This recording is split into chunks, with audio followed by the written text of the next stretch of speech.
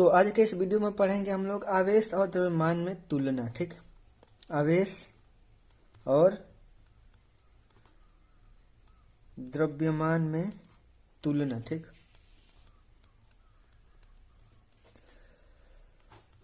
हम लोगों ने आवेश के बारे में पढ़ा है, पूरा डिटेल में आवेश का क्वांटाइजेशन पढ़ लिया है। आज के इस वीडियो में हम पढ़ेंगे कि आवेश है वो द्रव्यमान से किस प्रकार संबंधित है, या इनमें क्या संबंध है, या क्या तुलना है इनके बीच में, वही हम पढ़ेंगे आज। ठीक, तो ध्यान से इस वीडियो को लास्ट तक देखिए, बिना स्किप किए वीडियो को कहीं भी स्किप मत कीजिएगा, लास्ट तक देखना इस वीडियो को, तभी जाके ये टॉपिक समझ में आएगा। एकदम डिटेल में पढ़ेंगे, कोई भी टॉपिक मिक्स नहीं करेंगे इसमें। ठीक, तो लास्ट तक बस देखते रहिएगा वीडियो को बिना स्किप किए। अब देखिए, स्टार्ट करते हैं हम लोग। द्रव्यमान और आवेश क्या चीज़ है। इससे पहले आप आवेश नहीं जानते हैं तो मेरे जाके चैनल पर आवेश के बारे में वीडियो बना हुआ है, देख लीजिए। अब देखिए आवेश क्या होता है।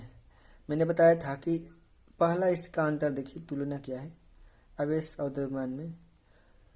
जो देखिए द्रव्यमान क्या होता है, द्रव्यमान हमेशा होता है धनात्मक। ठीक, द्रव्यमान क्या होता है, हमेशा एक पॉजिटिव चीज़ है।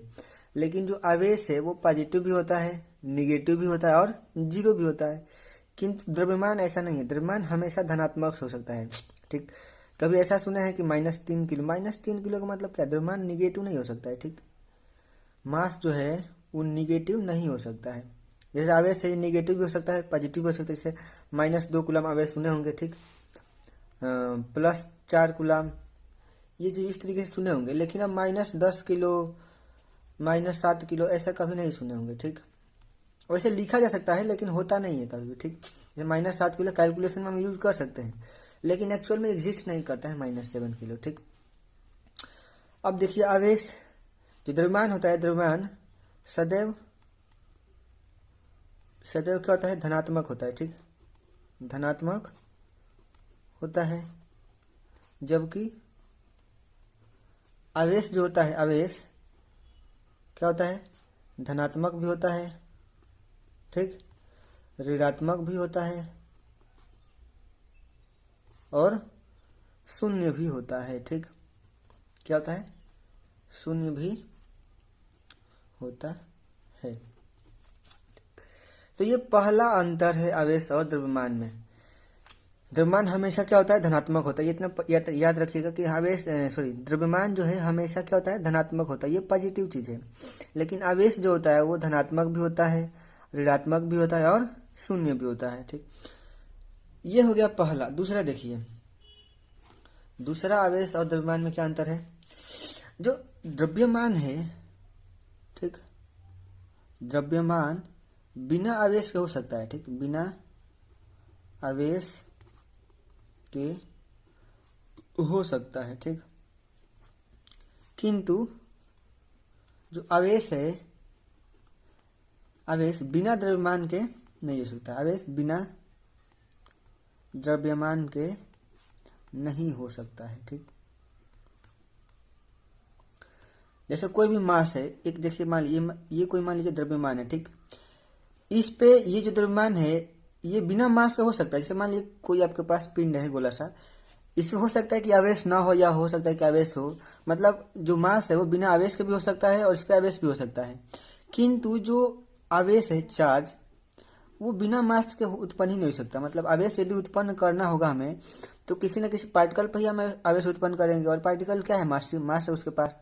तो बहरहाल हम कहने का अर्थ है कि ये जो आवेश है वो बिना मास का उत्पन्न नहीं किया जा सकता है। ठीक, आवेश को उत्पन्न करने के लिए मास होना जरूरी है। ठीक, अब ये तीसरा हम अंतर देखते हैं। तीसरा क्या है हमारा, तुलना द्रव्यमान के। तो द्रव्यमान होता है, ठीक, दो द्रव्यमान में हमेशा क्या होता है, दो द्रव्यमान में, जैसे एक द्रव्यमान है ये और एक द्रव्यमान है ये, दो द्रव्यमान में हमेशा आकर्षण ही लगता है। ठीक, आकर्षण बल लगता है दो द्रव्यमान में। किंतु यदि दो चार्ज हो, यहाँ पे एक प्लस चार्ज हो, यहाँ पे एक प्लस चार्ज हो, तो जो आवेश होते हैं उनमें आकर्षण भी होता है और प्रतिकर्षण भी होता है। ठीक, जैसे यहाँ पे दो समान चार्ज है तो इसमें क्या होगा, प्रतिकर्षण होगा, ये इसको इधर धकेलेगा, ये इसको इधर धकेलेगा। किंतु यही दोनों अपोजिट चार्ज हो, जैसे ये एक प्लस क्यू हो और ये एक माइनस क्यू हो। ठीक, तो ये क्या करेगा, ये इसको अपनी तरफ खींचेगा, ये भी इसको अपनी तरफ खींचेगा। तो इन दोनों में क्या हो रहा है, आकर्षण हो रहा है। इन दोनों में क्या हो रहा है, प्रतिकर्षण हो रहा है। तो जो आवेश है उनमें आकर्षण भी होता है और प्रतिकर्षण भी होता है। किंतु जो मास होता है, द्रव्यमान, दो मास में सदैव प्रतिकर्षण ही होता है। ठीक, सॉरी, आकर्षण, वेरी वेरी सॉरी। जो दो मास है उनमें क्या होता है, आकर्षण होता है। तो वही चीज लिखना होगा कि दो द्रव्यमानों में केवल आकर्षण होता है, किंतु दो आवेशों में आकर्षण तथा प्रतिकर्षण दोनों होता है। ठीक, प्रतिकर्षण दोनों होता है। आया समझ में? जैसे ये हमने पढ़ा था, न्यूटन जी ने बताया था कि यदि दो मास है m1 और m2 और इन दोनों के बीच की दूरी है r, तो इनमें बल लगता है हमेशा आकर्षण का। वो कितना होता है, F is G m1 m2 अपन r स्क्वायर। ये होता है दो द्रव्यमानों के बीच में लगने वाला बल। यही यदि दो आवेश हो, यहाँ पे जैसे प्लस आवेश हो और यहाँ भी एक प्लस आवेश हो Q, तो Q1 और Q2, तो क्या होगा, इन दोनों में प्रतिकर्षण होगा। ठीक, क्योंकि दोनों समान चार्ज है। तो यदि ये दोनों समान चार्ज है और इन दोनों के बीच की दूरी r है, तो इनमें भी बल लगेगा एक, जिसको हम इलेक्ट्रोस्टैटिक फोर्स बोलते हैं। ठीक, इसमें क्या बोलते हैं, यदि दो चार्ज के बीच में जो बल लगता है उसे हम क्या बोलते हैं, इलेक्ट्रोस्टैटिक फोर्स, स्थिर वैद्युत बल। ठीक, यदि यही दो द्रव्यमान में लग रहा है तो इसको गुरुत्वाकर्षण बल बोला जाता है। क्या बोला जाता है, गुरुत्वाकर्षण बल। तो इसका फार्मूला क्या मिला था हमें, कुलाम ने दिया था हमें एक फार्मूला। वो क्या होता है, K(Q1 Q2 अपन r स्क्वायर), और यहाँ K क्या होता है, 1/4 पाई एप्सिलॉन नॉट, जिसका मान होता है 9 × 10 के पावर 9 न्यूटन मीटर स्क्वायर पर कूलाम का स्क्वायर। ठीक, ये होता है दो आवेशों के बीच में लगने वाला बल का सूत्र, और ये होता है दो द्रव्यमानों में लगने वाले बल का सूत्र। तो ये है हमारा अंतर आवेशों और द्रव्यमानों में। ठीक, ये तीन अंतर हो गया। एक और अंतर देख लीजिए क्या होता है कि चौथा अंतर देख लीजिए कि जो द्रव्यमान है, द्रव्यमान, ये क्या होता है, जो मास होता है वो रिलेटिव होता है। रिलेटिव मतलब क्या है, जैसे वेलोसिटी के साथ द्रव्यमान बदलता है। द्रव्यमान क्या होता है, रिलेटिव टर्म है। ठीक, जैसे हम यदि कोई वस्तु को, जैसे मान लीजिए वस्तु को जिसका द्रव्यमान m1 है या m है, इसको हम किसी वेलोसिटी से भेगा भी, तो वेलोसिटी के हिसाब से इसका मास बदलता है, जिसका फार्मूला होता है m इज, ये फार्मूला आपको पता होगा, नहीं पता होता देख लीजिए। m इज क्या होता है, m0 अपन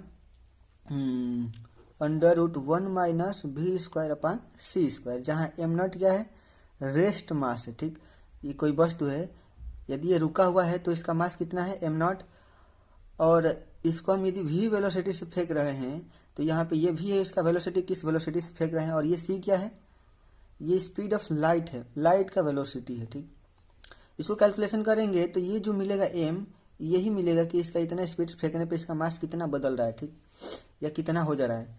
तो ये होता है मास बदलता है। ठीक, वेलोसिटी के साथ मास बदलता है, किंतु जो आवेश है वो नहीं बदलेगा। ठीक, यदि हम इसको किसी वेलोसिटी से फेंके तो ये वेलोसिटी पे डिपेंड नहीं करता है चार्ज। ठीक, यदि इसका आगे हम फार्मूला भी देखेंगे, चार्ज जब हम पढ़ेंगे इलेक्ट्रिक फोर्स, अभी कूलाम का नियम पढ़ेंगे, तो उसमें हम इसको देखेंगे कि क्या चार्ज जो है वेलोसिटी पे डिपेंड कर रहा है, इसका हम फार्मूला भी निकालेंगे। ठीक, अभी इतना देखिए कि ये जो मास है वो वेलोसिटी पे डिपेंड कर रहा है, मतलब यदि हम इसको फेंक रहे हैं तो वेलोसिटी के साथ रिलेट कर रहा है। ठीक, किंतु ये चार्ज में ऐसा नहीं है। चार्ज को हम किसी वेलोसिटी से फेंकेंगे, चार्ज इतना है उतना ही रहेगा, चार्ज अपरिवर्तित रहेगा, किंतु मास बदल सकता है, और उसका बदलने का ये फार्मूला है। ठीक, तो जो मास होता है वो रिलेटिव होता है, किंतु चार्ज रिलेटिव नहीं होता है।